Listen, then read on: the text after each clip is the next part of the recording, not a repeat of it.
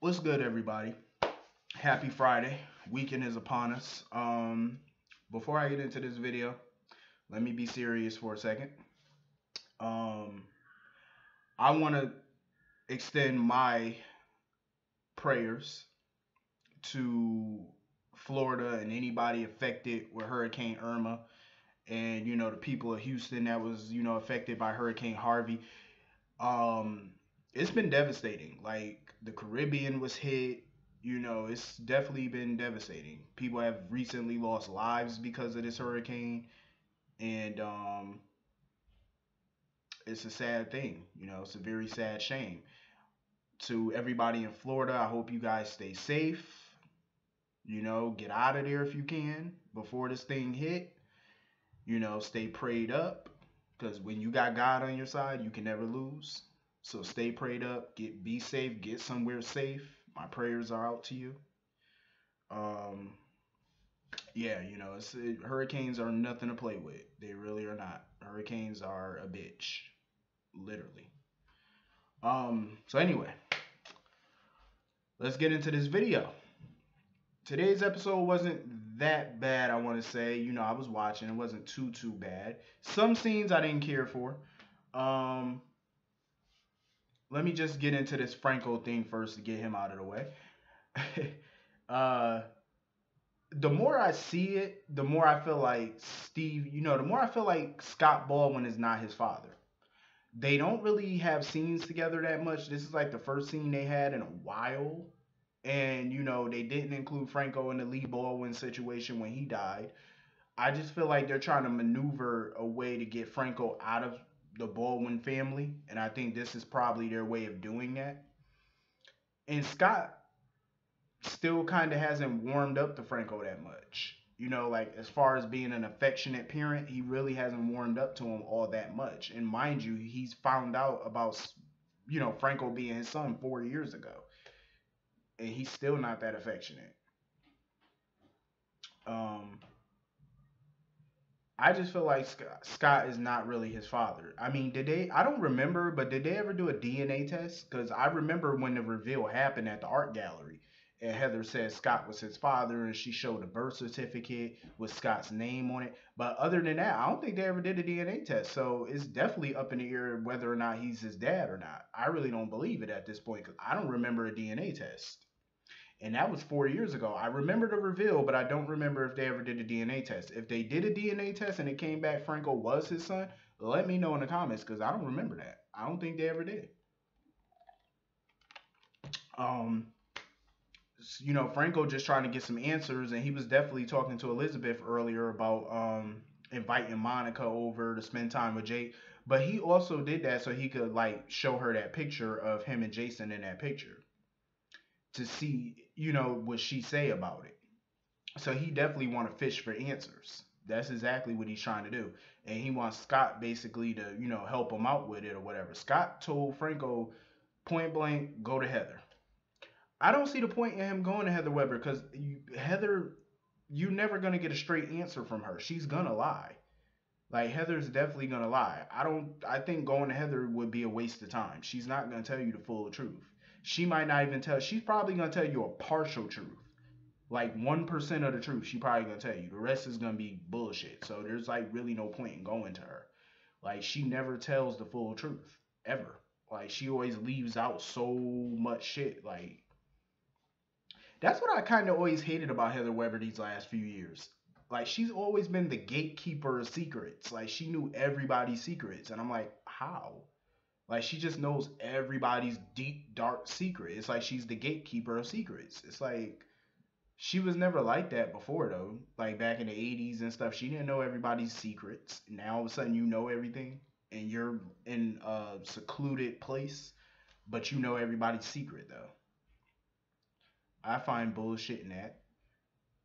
Whatever. I guess it's a way to keep her coming back on the show, I suppose. I digress. Um, is what it is. But I don't believe Franco is his kid though. I honestly don't. Let me know what you think about that. I don't think he is. Um, Aunt Stella. I like her to an extent. She's starting to work my nerves a little bit, but I like her. I always like her scenes with TJ. Always like her scenes with TJ.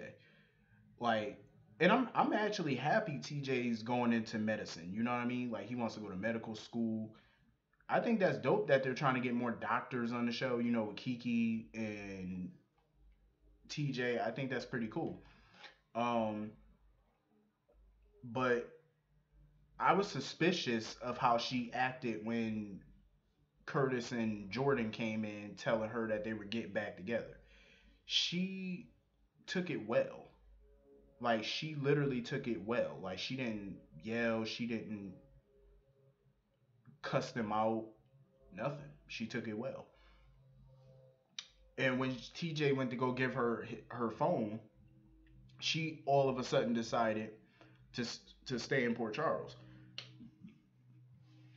And that's where I got suspicious because I'm like, the only reason she's staying in Port Charles because she just heard the news that Jordan and Curtis are staying together. Before she heard that news, she was ready to go back home. Now you're staying in Port Charles. I have a feeling she's staying in Port Charles now because she wants to come up with ways to break them up now. There's no way she's going to leave them and just let them live happily ever after. There's no way in hell she letting that happen. Honestly, I think it's good drama for them because at least it's not some love triangle or somebody trying to get with Curtis or somebody trying to get with Jordan. So I think it's something different. But at the end of the day, I hate when people meddle in other people's business, especially when they're grown, because it's messy. It's good for us the fans though, but in real life, if it were to happen, I would say it's just too messy. But I like it though because, like I said, it's different. You ain't got to deal with no love triangle and all that. You know, it's different type of drama. You know what I mean? I like it. Some people might not, but I like it. Do I think Aunt Stella need to mind her business? Yes, but I think it could be good drama. So I'm here for it. Um, what else? Lulu. Lulu was getting on my nerves today because she was reverting back to the old Lulu like that I don't like throughout this whole custody mess. She's not happy that Valentine and Nina are back together. And she's still bringing up the whole custody. Oh, I got full custody. It's temporary, Lulu. It's temporary. My whole thought throughout this was please don't argue with him about custody. And then, he offered her joint custody. And my first thought on that was, bitch, take the joint custody. Don't make the same mistake you made before. Because remember, initially, Valentine offered her joint custody initially, a long time ago. And she was like, no, I want full custody. And guess what? You lost. Don't make that same mistake again. Do not. My whole thought was, bitch, take the joint custody. Take it before he takes it off the table and go back to court and you lose. Don't do it.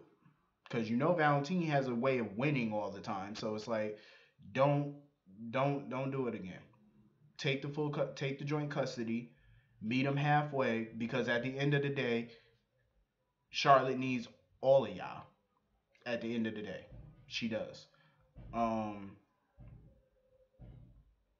what the thing is though, and what pisses me off is I understand that Lulu doesn't like Nina, and I feel the same way. So anyway, um, Lulu complains so much about Nina, but yet Valentine doesn't say a word about Dante, and neither does Nina. They don't even bring up Dante. They don't bitch and complain about Dante, and he's a step parent. So why are you constantly bitching and complaining about Nina? And I like how I don't like Nina that much, but I do like how she kept her cool throughout the entire thing. And all she did was just smile in Lulu's face. That's all she did. I like that because that's the type of person I am. Like when I'm in a room with somebody I don't like or I don't care for, and they just ranting and raving and showing, you know what I mean, just acting a fool. I sit right, I don't entertain negativity. You know what I mean? And obviously Nina doesn't really do it either, especially when it comes to Lulu. I actually like that because I'm the same type of way. Like I don't entertain negativity. I will look in your face and I will laugh in your face. If you got a miserable look on your face and you don't like me, you don't respect me, you don't none of that, I'm gonna laugh in your face. I'm just gonna laugh in your face to show you how unbothered I am. And I like that about Nina though, because she showed that. Nina was very unbothered. throughout that entire thing. Her and Valentine just sat back and smiled and let Lulu act the fool. This is why Lulu constantly loses because she needs to adapt this she needs to adopt the same attitude that they have. They sit there and they let you act the fool because you're predictable. They know that's what you're going to do. And they're not going to show you that side of them to where they engage you and they act the fool too. They're not going to do that. And that's how they keep winning because they're positive. They have a positive attitude. They're trying to talk to you like a human being.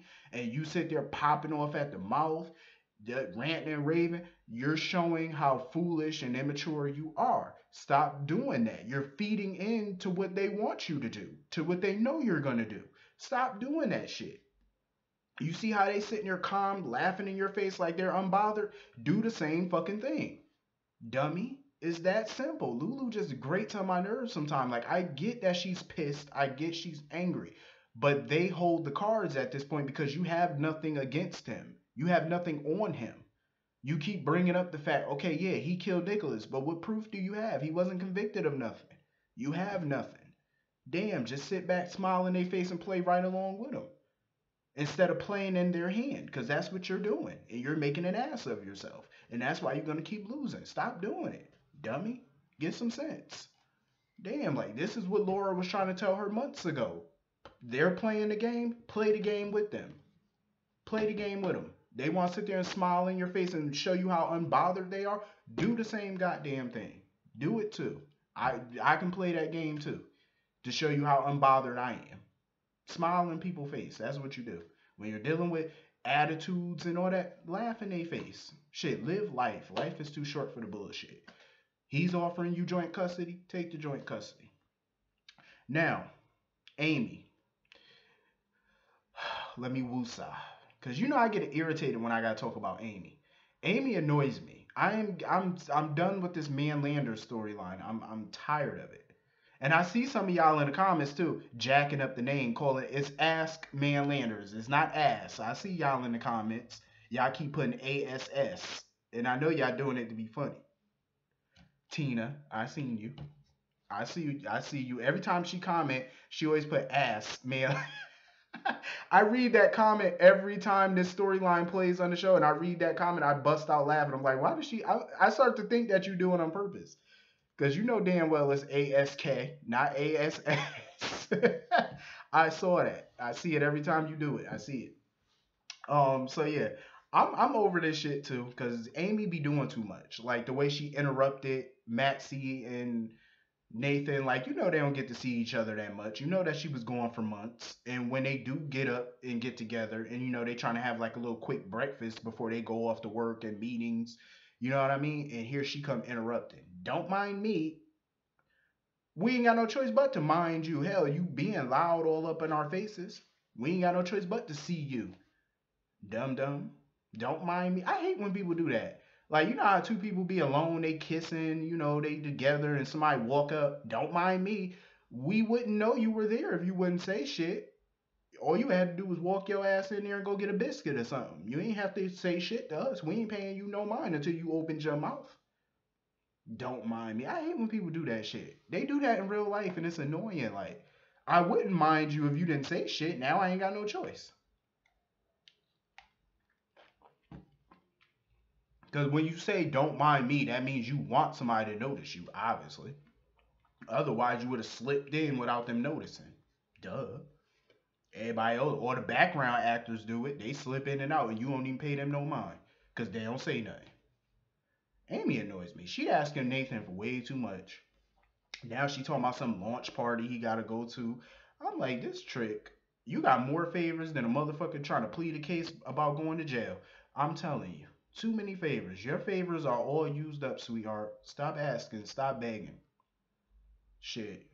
I don't know why Nathan don't just go to Nina and ask her for some money to give to this girl for her brother care. Shit, Nina's a multi-millionaire. Like, come on now.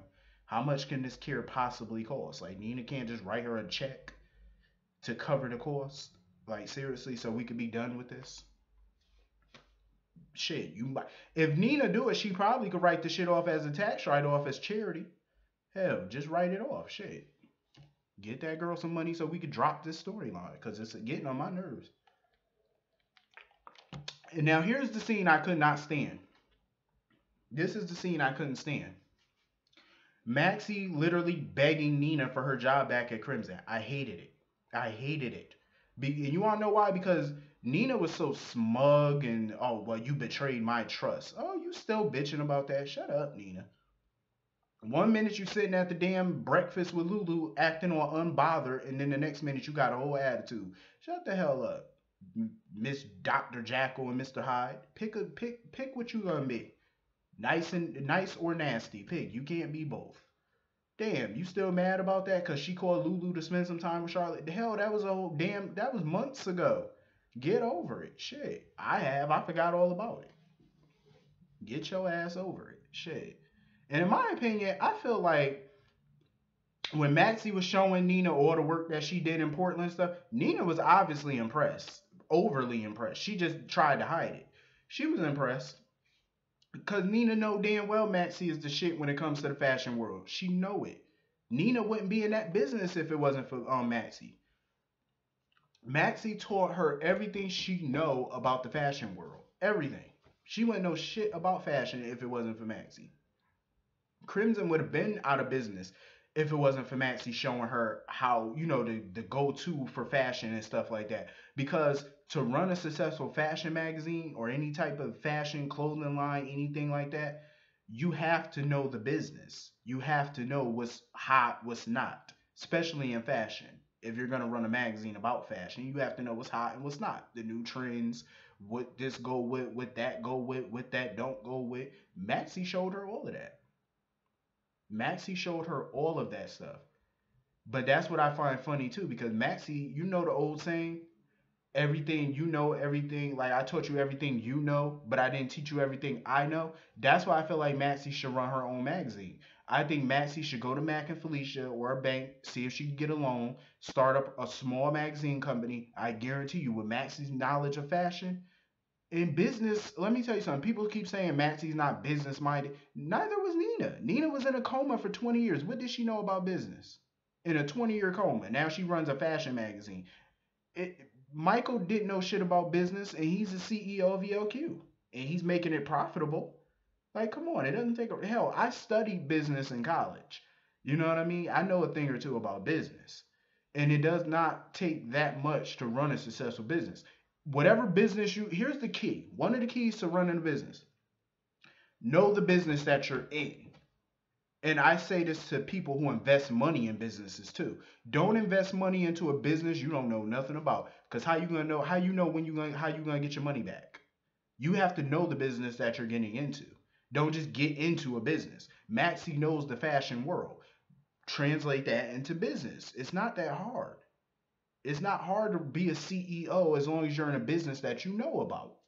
When you're in a business that you know about, you're going to thrive because you know that world. You know, come on, it's not that hard. That's like, being in media and stuff like that. If you're going to run a media empire, that means because you know everything about media. You're never going to get into a business you don't know nothing about.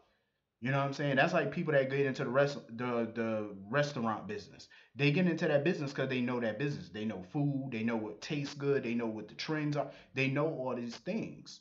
That's why they get into that business. I just hated that Maxie had to try to beg her to get the job back. But then Nina told me, "Oh, I'll give you your job back if you give me something that nobody else has." What she's talking about, I don't know. But yeah, it's like, come on, be smart about it. Maxie can definitely run a fashion business, a fashion magazine. She definitely can. Um, you know, most definitely. Elizabeth and Griffin. I know some people wanted Liz and Griffin together. I don't think so. I think Griffin, in my opinion, with Elizabeth's background, I think Griffin is too good for her. Griffin is too good for her. He's way too good for her.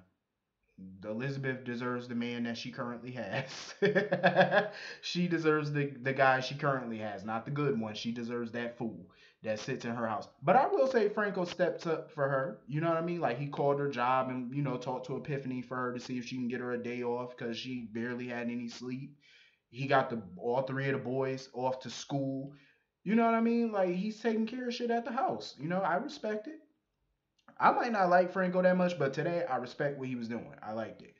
And it was quite funny how Franco said all three kids. He said, "You got three kids?" I said, "My sentiments exactly, because the only child I ever see is Jake.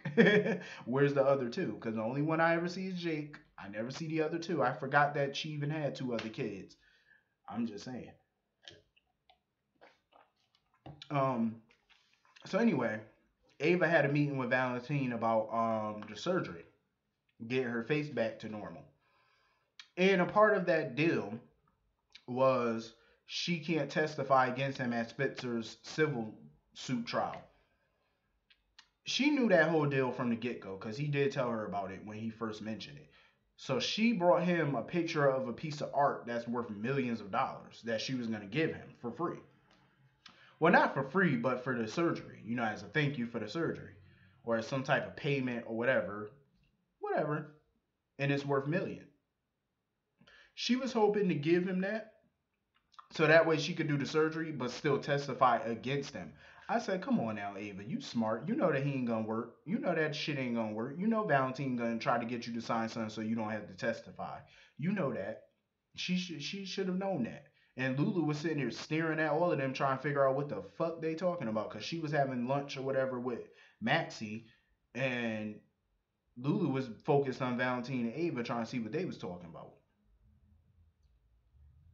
I was hoping Ava wasn't gonna sign that paper, but I already know Ava gonna sign that paper because she really wants her face back. I can't really blame her, but I just wish that she didn't sign that paper because Spencer was counting on her, and I just wish that she didn't sign it. But it is what it is. Um. So yeah, that was the episode. It wasn't too bad though. Wasn't too bad. Certain scenes, like I said, just irritated me, but it wasn't that bad. Hit that comment button. Let me know what y'all thought about today's episodes. What y'all think. Hit that like button, hit that subscribe button, and I'll see y'all on Monday. Have a great weekend. Turn up.